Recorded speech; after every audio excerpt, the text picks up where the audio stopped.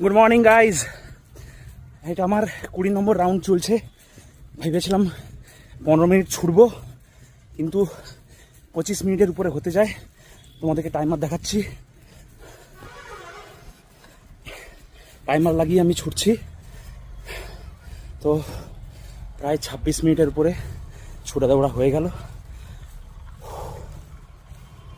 আমার মতন তোমাদেরও যদি লক্ষ্য আছে তাড়াতাড়ি ফ্যাট বার্ন করার, তাড়াতাড়ি ওয়েট লস করার, তাহলে রানিংয়ের থেকে বেস্ট এক্সারসাইজ আর কিচ্ছু নেই।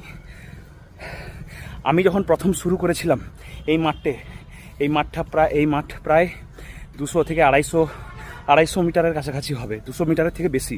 এই মাঠে আমি আগে 2-3 পাক লাগাতে পারতাম না। 3-4 মিনিট ছুটার পরেই আমার শ্বাসকষ্ট শুরু হয়ে যেত, মানে আর পারতাম না, দম থাকতো না। কিন্তু এখন এই মাঠেই 20 মিনিট আমি টানা ছুটছি। সবই কনসিস্টেন্সি ইজ দ্য কি।